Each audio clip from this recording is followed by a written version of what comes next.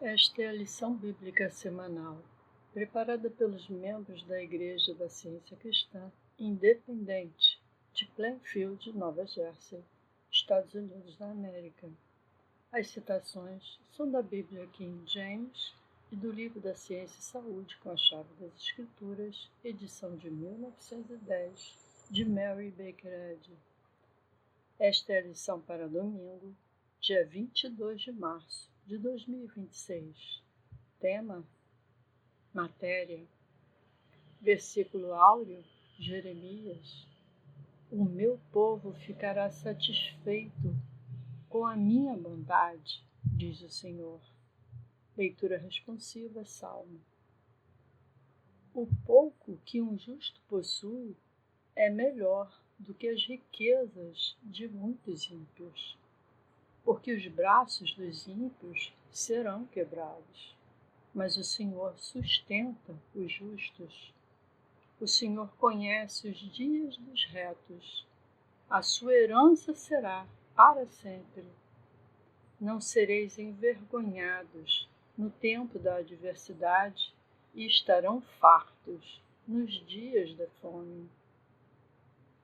Os passos do homem bom são ordenados pelo Senhor, e ele se deleita no seu caminho. Fui jovem e agora sou velho, contudo, nunca vi o justo desamparado, nem a sua descendência a mendigar o pão. Porque o Senhor ama a justiça e não abandona os seus santos. Eles são preservados para sempre. Mas a descendência dos ímpios será exterminada. Os justos herdarão a terra e nela habitarão para sempre. A Bíblia, Êxodo. E Deus falou todas essas palavras, dizendo: não cobiçarás a casa do teu próximo, não cobiçarás a mulher do teu próximo, nem o teu servo, nem a sua serva, nem o seu boi, nem o seu jumento, nem coisa alguma que pertença ao teu próximo. Eclesiastes. Mas na multidão de sonhos e na abundância de palavras há também diversas vaidades, mas teme a Deus. Além disso, o proveito da terra para todos. O próprio rei é servido pelo campo. Quem ama a prata jamais se fartará de prata, e quem ama a abundância jamais se fartará de aumentos. Então, isso também é vaidade. O sono do trabalhador é agradável, quer coma pouco, quer coma muito, mas a abundância do rico não deixa dormir. Há um grande mal que vi debaixo do sol, a saber, riquezas guardadas para o prejuízo de seus donos. Mas essas riquezas perecem pelo mau trabalho. Eis que eu vi, bom e agradável é comer e beber, e desfrutar do bem de todo o seu trabalho que faz debaixo do sol, todos os dias da sua vida, o qual Deus lhe dá, porque essa é a sua porção. Também a todo aquele a quem Deus concedeu riquezas e bens, e lhes deu poder para eles desfrutarem, e para receber a sua porção, e para se alegrar no seu trabalho. Isso é o dom de Deus. Pois ele se lembrará muito dos dias da sua vida, porque Deus responde com a alegria do seu coração. Atos. Então, descendo Filipe à cidade de Samaria, lhes pregava o Cristo, e toda a multidão unânime dava ouvidos ao que Filipe dizia, ouvindo e vendo os sinais que ele fazia. Pois espíritos imundos, clamando em voz alta, saíram de muitos que estavam possessos, e muitos paralíticos e coxos foram curados. e houve grande alegria naquela cidade. Havia, porém, um homem chamado Simão, que anteriormente praticava feitiçaria naquela cidade e encantava o povo de Samaria, dizendo ser alguém importante. A ele tinham consideração, porque já fazia muito tempo que os enfeitiçava com suas magias. Mas quando creram em Filipe, e que lhes anunciava as coisas concernentes ao reino de Deus e ao nome de Jesus Cristo, foram batizados, tanto homens como mulheres. Então o próprio Simão também acreditou. Quando os apóstolos que estavam em Jerusalém ouviram que Samaria havia recebido a palavra de Deus, enviaram-lhes Pedro e João, os quais, tendo descido, oraram por eles para que recebessem o Espírito Santo. Então impuseram-se-lhes as mãos e eles receberam o Espírito Santo. Quando Simão viu que o Espírito Santo era dado mediante a imposição das mãos dos apóstolos, ofereceu-lhes dinheiro, dizendo: Dai-me também este poder, para que aquele sobre quem eu impuser as mãos possa receber o Espírito Santo. Mas Pedro lhe disse: Que o teu dinheiro pereça contigo, porque pensaste que o dom de Deus se compra com dinheiro. Tu não tens partes nem sorte nesse assunto, porque o teu coração não é reto diante de Deus. Arrepende-te, pois, desta tua maldade e ora a Deus, para que talvez te seja perdoado o pensamento do teu coração. Então Simão respondeu: Orai ao Senhor por mim, para que nada do que dissestes me aconteça. Segunda carta a Coríntios.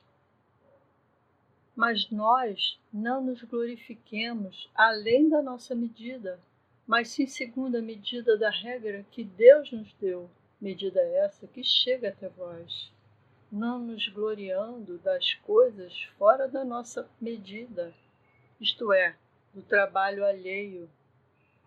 Mas aquele que se gloria, glorifique-se no Senhor.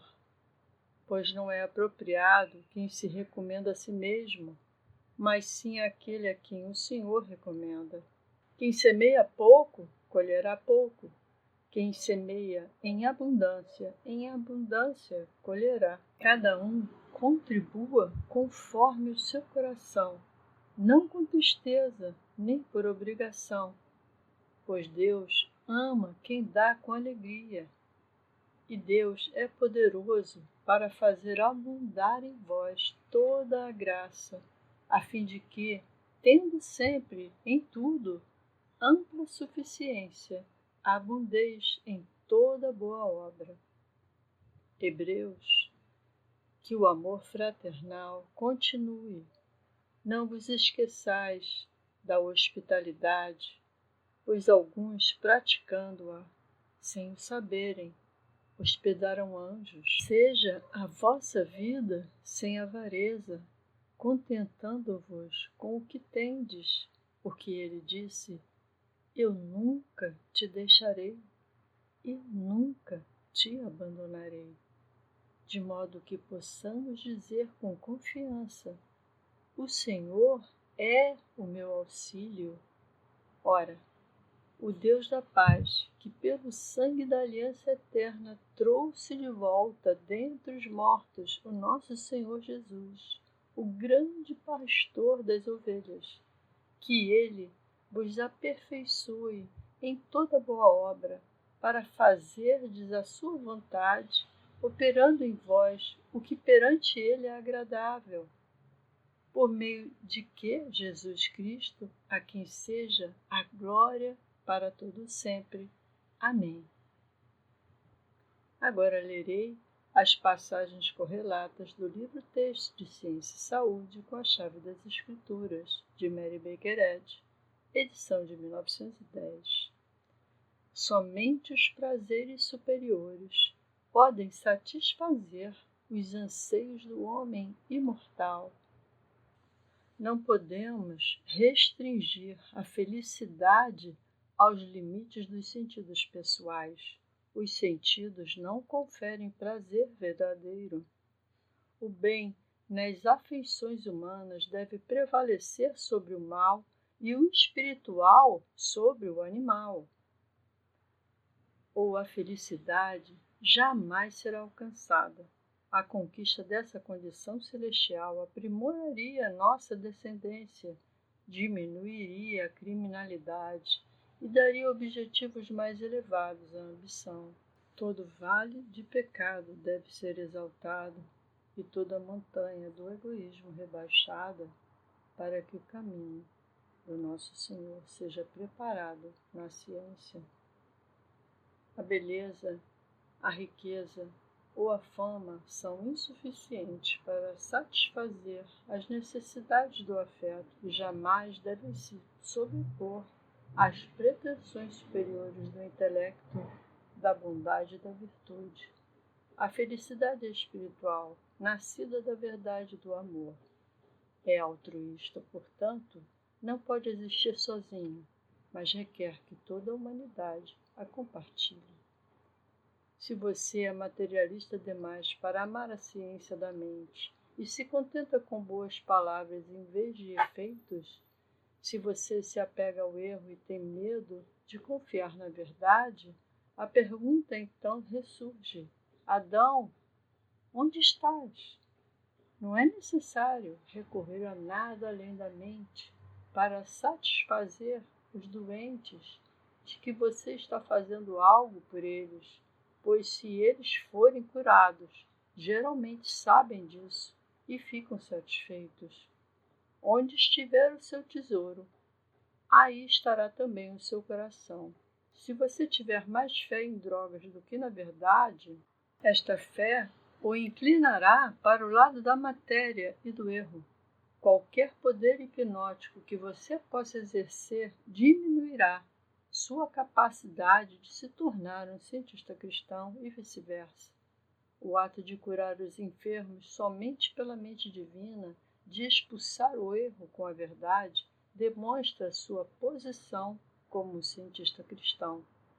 As exigências de Deus apelam apenas ao pensamento, mas as reivindicações da mortalidade e o que se denomina leis de natureza pertencem à matéria.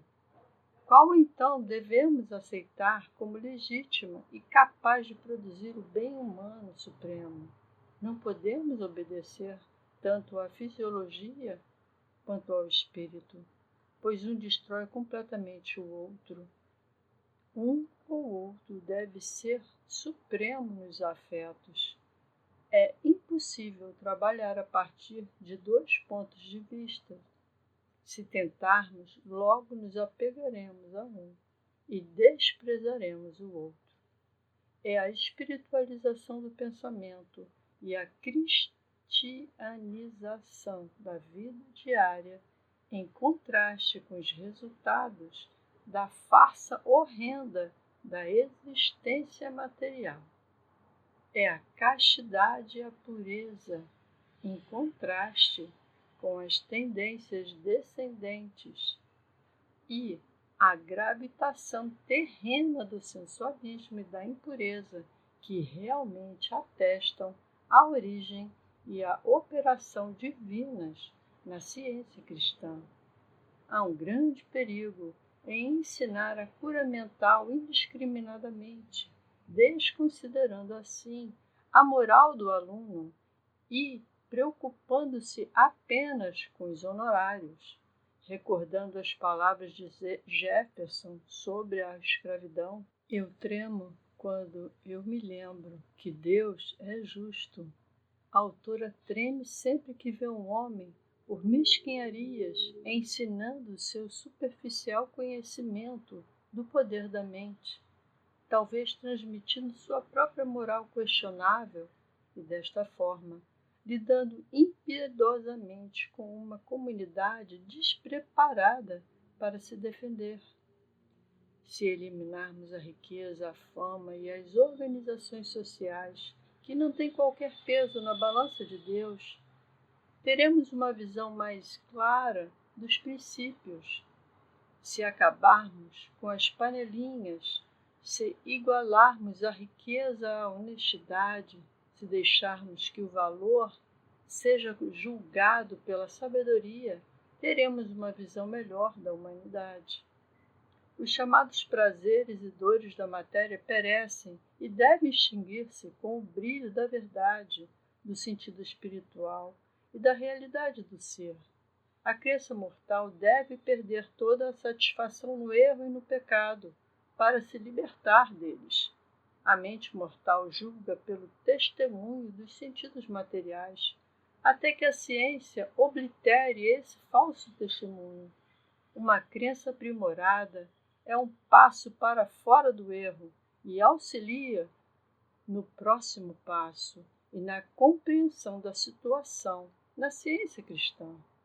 Não devemos atribuir cada vez mais inteligência à matéria, mas sim cada vez menos, se quisermos ser sábios e saudáveis.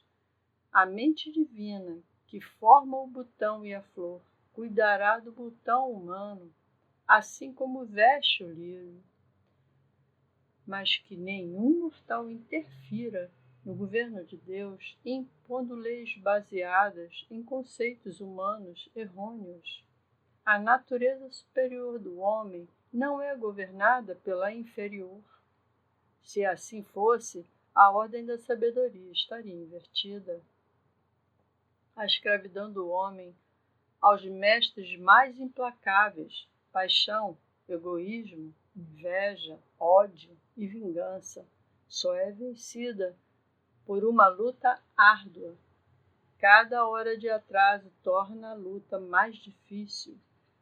Se o homem não vencer as paixões, estas esmagarão a felicidade, a saúde e a maturidade.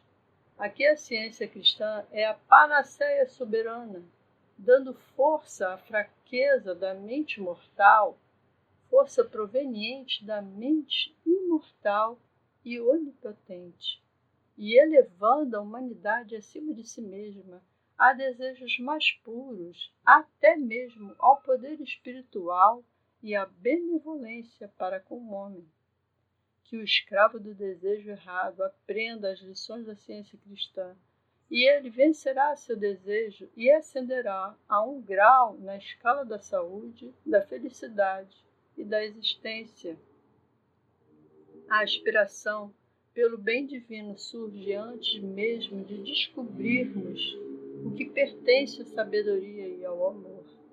A perda das esperanças e prazeres terrenos ilumina o caminho ascendente de muitos corações.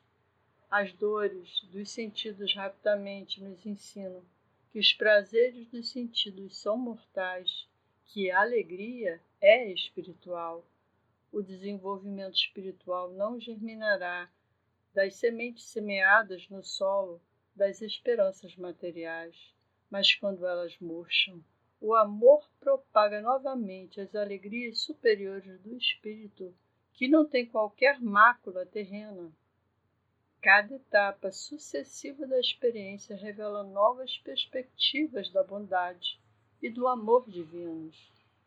A ciência leva inevitavelmente o ser humano na escala da harmonia e da felicidade.